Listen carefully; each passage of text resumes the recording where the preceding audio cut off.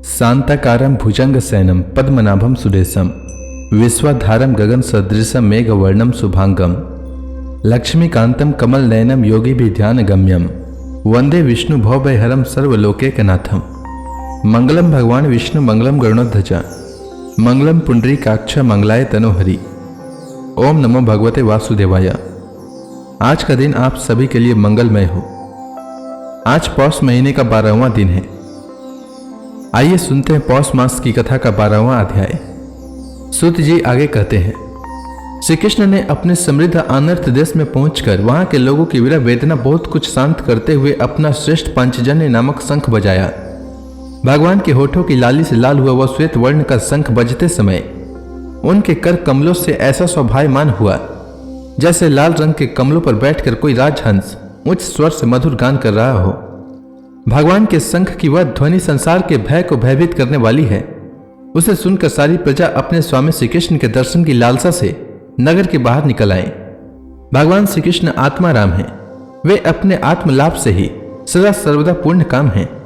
फिर भी जैसे लोग बड़े आदर से भगवान सूर्य को भी दीप दान करते हैं, वैसे ही अनेक प्रकार की भेंटों से प्रजा ने श्री कृष्ण का स्वागत किया। सबके मुख कमल प्रेम से खिल उठे। वे हर्ष गदगद वाणी से सबके सुहृद और संरक्षक भगवान श्री कृष्ण की ठीक वैसे ही स्तुति करने लगे जैसे बालक अपने पिता से अपनी तोतली बोली में बातें करते हैं। स्वामिन, हम आपके उन चरण कमलों को सदा सर्वदा प्रणाम करते हैं जिनकी वंदना ब्रह्मा, शंकर और इंद्र तक करते हैं, जो इस संसार में परम कल्याण चाहने वालों के लिए सर्वोत्तम आश्रय है, जिनकी शरण ले लेने पर परम सामर्थ्य काल भी एक बाल तक बांका नहीं कर सकता। विश्व भावन, आप ही हमारे माता, सुहृद, स्वामी और पिता हैं। आप ही हमारे सद्गुरु और परम आराध्य देव हैं। आपकी चरणों की सेवा से हम कृतार्थ हो रहे हैं। आप ही हमारा कल्याण करें। हम आपको पाकर सन्नाथ हो गए, क्योंकि आपके सर्व सौंदर्य सार अनुपम रूप का हम दर्शन करते रहते हैं। कितना सुंदर मुख है, प्रेम पूर्ण मुस्कान से स्निग्ध चितवन।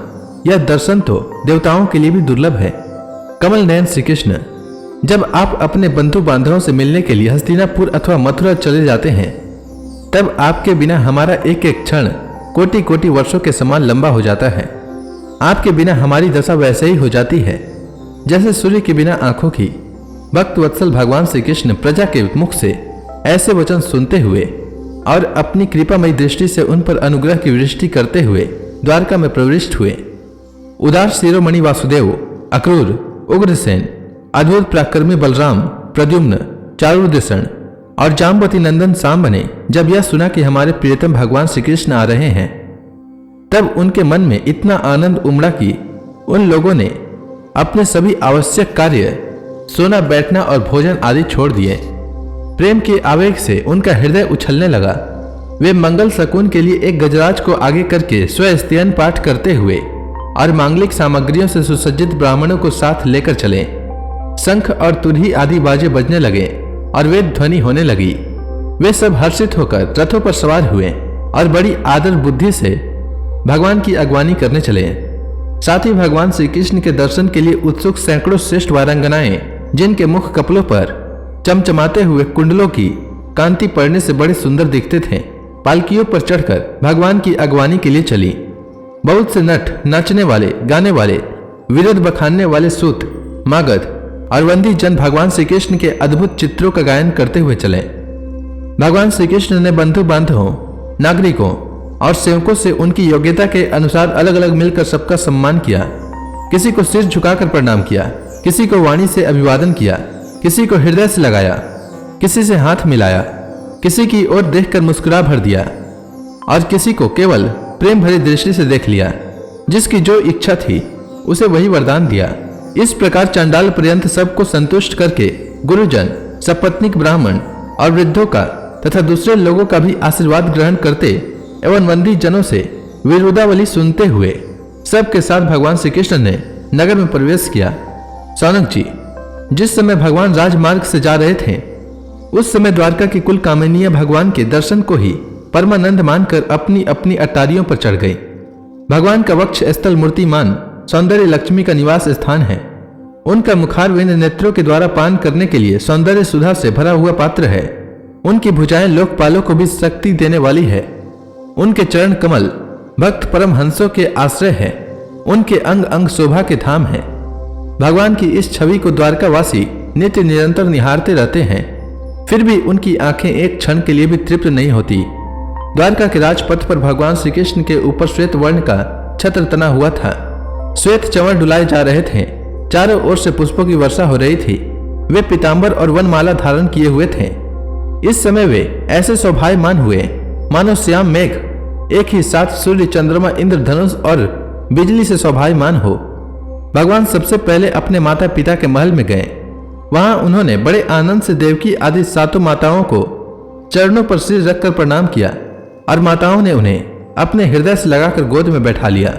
उनका हृदय हर्ष से विवल हो गया और वे आनंद के आंसुओं से उनका अभिषेक करने लगी। माताओं से आज्ञा लेकर वे अपने समस्त भोग सामग्रियों से संपन्न सर्वश्रेष्ठ भवन में गए। उसमें 16,000 पत्नियों के अलग अलग महल थे। अपने प्राणनाथ भगवान श्री कृष्ण को बहुत दिन बाहर रहने के बाद घर आया देखकर रानियों के हृदय में बड़ा आनंद हुआ। उन्हें अपने निकट देखकर वे एकाएक ध्यान छोड़कर उठ खड़ी हुईं। उन्होंने केवल आसन को ही नहीं बल्कि उन नियमों को भी त्याग दिया जिन्हें उन्होंने पति के प्रवासी होने पर ग्रहण किया था। उस समय उनके मुख और नेत्रों में लज्जा छा गई। भगवान के प्रति उनका भाव बड़ा ही गंभीर था। उन्होंने पहले मन ही मन, फिर नेत्रों के द्वारा और तत्पश्चात पुत्रों के बहाने शरीर से उनका आलिंगन किया। सौनक जी, उस समय उनके नेत्रों में जो प्रेम के आंसू छलक आए थे, उन्हें संकोचवश उन्होंने बहुत रोका, फिर भी विवशता के कारण वे ढलक ही गए। यद्यपि भगवान श्री कृष्ण एकांत में सर्वदा ही उनके पास रहते थे, तथापि उनके चरण कमल उन्हें पद पद पर नए नए जान पड़ते। भला स्वभाव से ही चंचल लक्ष्मी, जिन्हें एक क्षण के लिए भी कभी नहीं छोड़ती, उनकी सन्निधि से किस स्त्री की तृप्ति हो सकती है।